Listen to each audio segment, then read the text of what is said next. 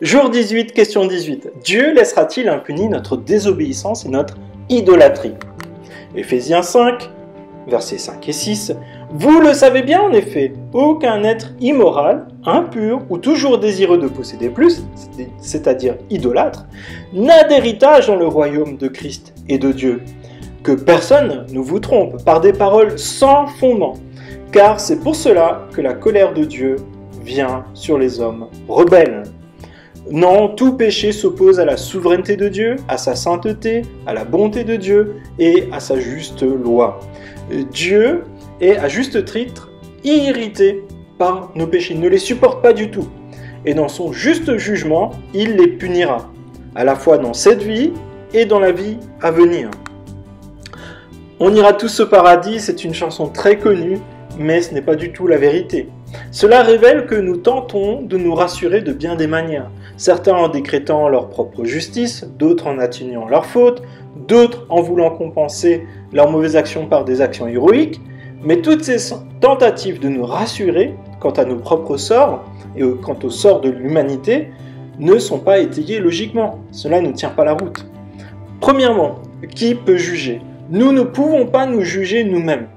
Si nous nous jugions nous-mêmes, est-ce que nous serions encore impartials? Est-ce que vous accepteriez que dans un tribunal, quelqu'un qui vous a volé, donc un voleur, puisse se juger lui-même? Est-ce que quelqu'un qui a commis un meurtre contre quelqu'un de votre famille, est-ce que vous accepteriez qu'il puisse se juger lui-même? Votre réponse serait catégoriquement non. Deuxièmement, sommes-nous coupables d'idolâtrie? La loi nous enseigne qu'une seule désobéissance correspond à une désobéissance totale de l'ensemble de la loi de Dieu. Car cela veut dire renier que c'est Dieu qui est le Créateur et que Dieu nous a créés pour l'adorer, c'est-à-dire être à la première place dans notre vie. Désobéir à Dieu veut dire trahir Dieu et donc être idolâtre. Et nous avons au moins tous, une fois, été idolâtres en mettant quelque chose d'autre à la place de Dieu, en attendant d'une chose ou d'une personne quelque chose que seul Dieu peut nous donner. Troisièmement, la punition est-elle nécessaire?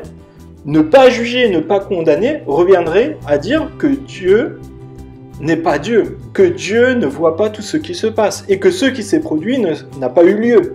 Cependant, Dieu est cohérent dans l'histoire. L'histoire ne s'efface pas. Une loi n'existe que s'il y a une punition associée à sa violation. Parfois, nous dénigrons le respect de la loi de Dieu en faisant comme s'il s'agissait simplement d'un petit ajustement personnel en suivant une recette de cuisine. Non, notre vie et notre désobéissance à Dieu n'est pas le fait d'ajuster une recette de cuisine. Mais en réalité, ça consiste à désobéir à la loi et d'être susceptible d'être puni de la peine de mort, c'est-à-dire la mort spirituelle dans le cas de Dieu. Une punition est nécessaire car sinon la loi n'aurait pas de sens et l'autorité du législateur serait nulle. Donc Dieu n'aurait pas l'autorité et sa loi n'aurait non plus pas d'autorité. Désobéir à Dieu correspond à refuser son autorité, refuser les principes de vie sociale bienfaisants et le fait que c'est Dieu qui dit ce qui est bien et mal. En fait, c'est une question de haute trahison qui nécessite d'être puni, sinon Dieu ne serait pas juste. Les innocents seraient punis par les criminels et tous se plaindraient de l'injustice. Dieu ne serait pas juste alors qu'il est parfaitement juste. Mais Dieu est aussi parfaitement amour. Et son amour, c'est ce qui nous conduit dans cette prière. Prions. Dieu juste, si nous pensons être bons, nous nous trompons nous-mêmes. Nous méritons ta colère. Nous avons désobéi à tes commandements. Et nous ne t'avons pas aimé de tout notre cœur, de toute notre pensée et de toutes nos forces. Nous demandons la justice de Christ. Et te supplions de faire retomber sur lui notre châtiment. Te remercions car cela est possible, car tu nous aimes et que Christ est venu par amour pour nous dans ce monde, pour subir notre châtiment. Amen.